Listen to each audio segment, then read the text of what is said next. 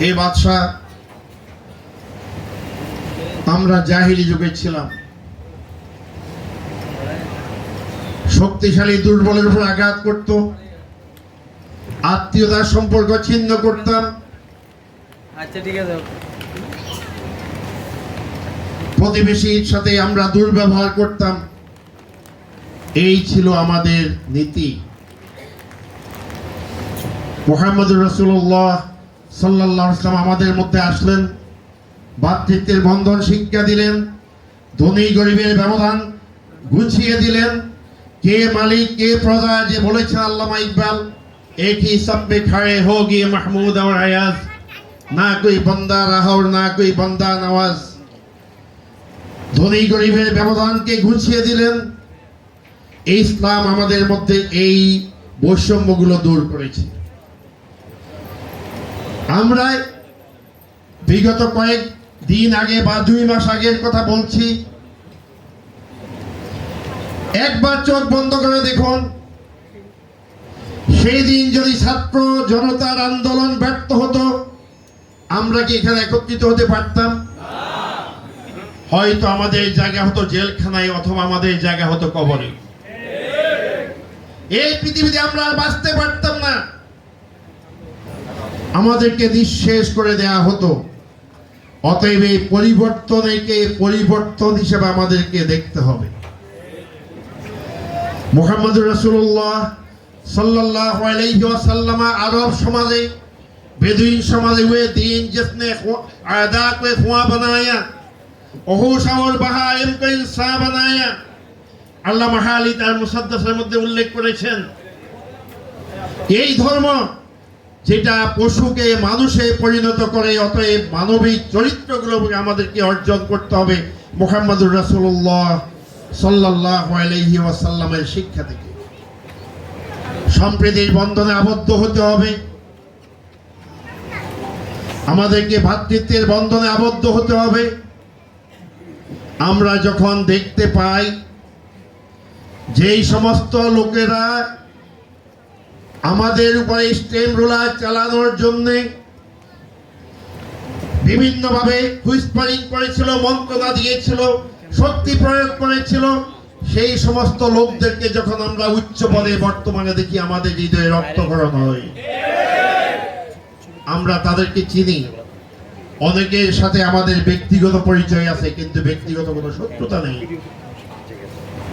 আমরা মনে করি ছাত্র জনতা বৈষম্য বিরোধী আন্দোলনের জন্য যে জীবন দিয়েছে, মুহাম্মদুর রাসূলুল্লাহ সাল্লাল্লাহু আলাইহি ওয়াসাল্লামের আদর্শের আলোকে আমরা এটিকে সুযোগ হিসেবে গ্রহণ করে কাজে লাগাতে হবে। কাজে লাগাতে হলে সর্বপ্রথম কি করতে হবে? সর্বপ্রথম যে কাজটি করতে হবে, ছাত্র জনতাকে আদর্শিক ভিত্তির উপরে প্রতিষ্ঠিত করার জন্য কোন শিক্ষা সংস্কার কমিটি নয়, ডক্টর কুদরতে খুদা শিক্ষা নীতির উপরে আজকে যে শিক্ষা ব্যবস্থা প্রচলিত আছে, পুরা শিক্ষা কমিশনকে, শিক্ষা নীতিকে বাতিল করে দিয়ে নতুন শিক্ষা কমিশন গঠন করতে হবে, কোন সংস্কার কমিটি নয়।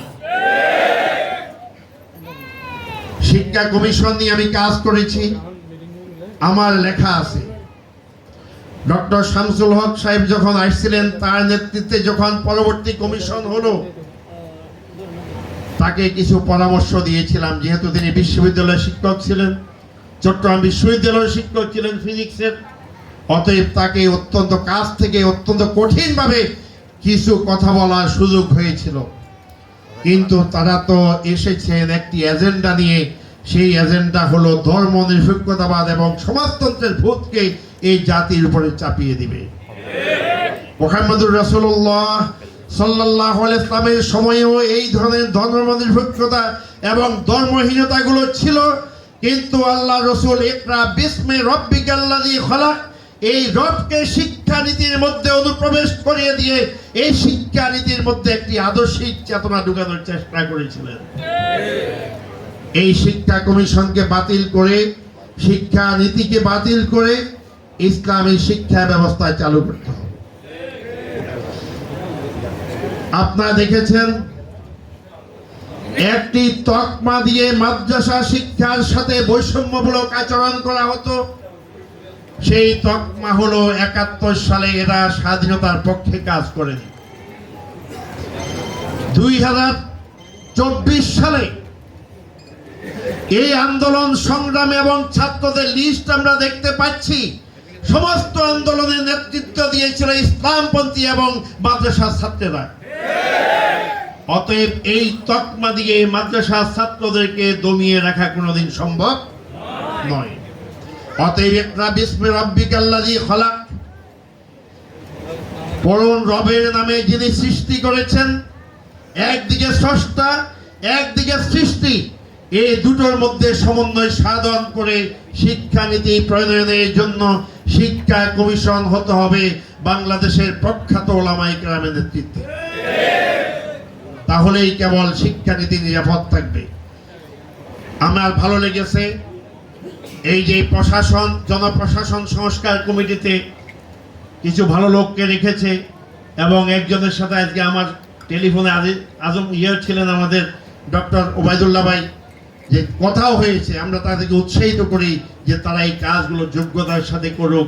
আমাদের অত্যন্ত কাছের কিছু লোক এই কমিশনের মধ্যে হয়েছে, আলহামদুলিল্লাহ। তো এই হলো প্রথম, আমাদের জাতিকে যদি গঠন করতে হয় তাহলে এই কাজটি করতে হবে। এখানে মাধ্যমিক শিক্ষা অফিসার মহোদয় আছেন, জেলা শিক্ষা অফিসার মহোদয় আছেন,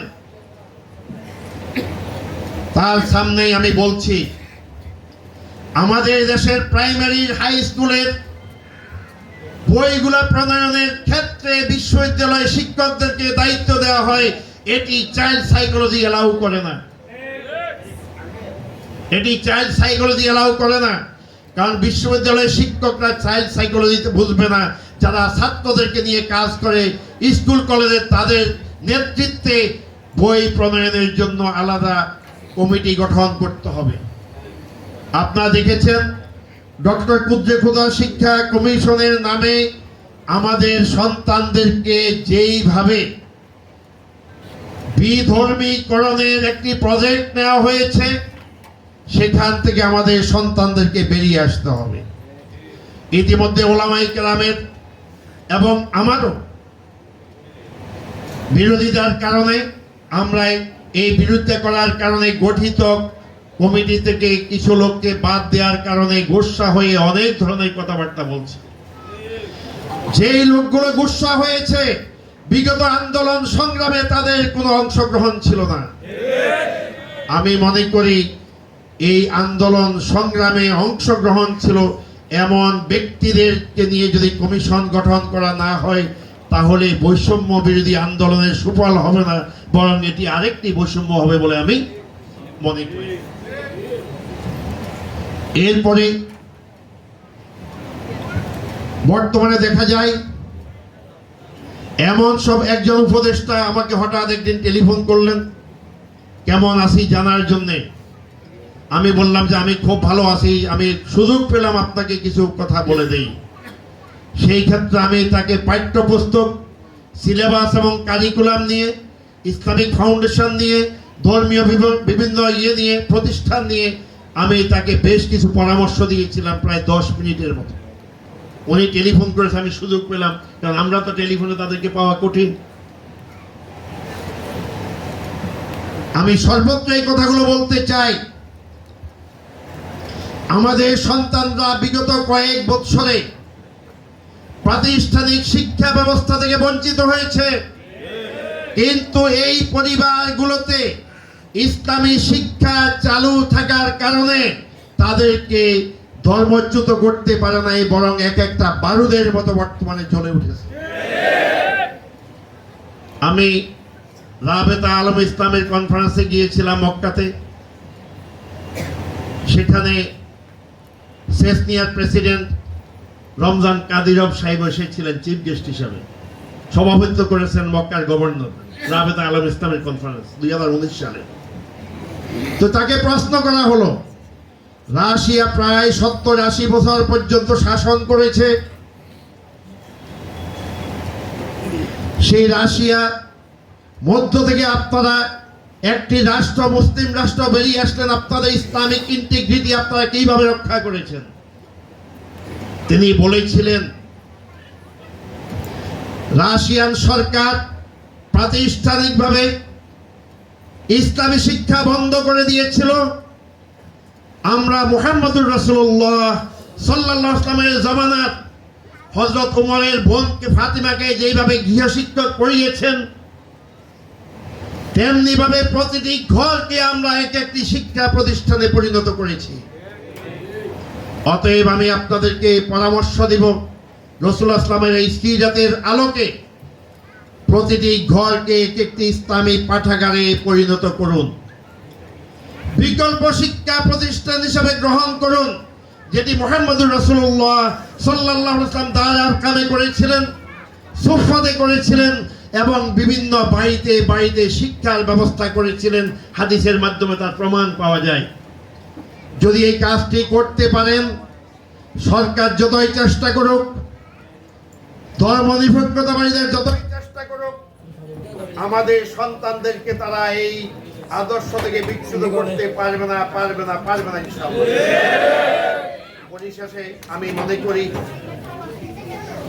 যে আমাদের এই সন্তানরা, আবার বলছি, আমাদের আমানত, এই আমানতকে আমাদেরকে রক্ষা করতে হবে, না হলে এই সন্তানরাই একদিন আমাদের বিরুদ্ধে আল্লাহর কাছে নালিশ করবে। আমাকে আজকে কিছু বলার সুযোগ দেওয়ার জন্য ধন্যবাদ এবং কৃতজ্ঞতা জানিয়ে এবং আমার কথা মনোযোগ দিয়ে শোনার জন্য আপনাদের কাছে শুকরিয়া জ্ঞাপন করে অতি সংক্ষেপে আমি আমার কথা শেষ করলাম নির্ধারিত সময়ের মধ্যে। আসসালামু আলাইকুম ওয়া রাহমাতুল্লাহি ওয়া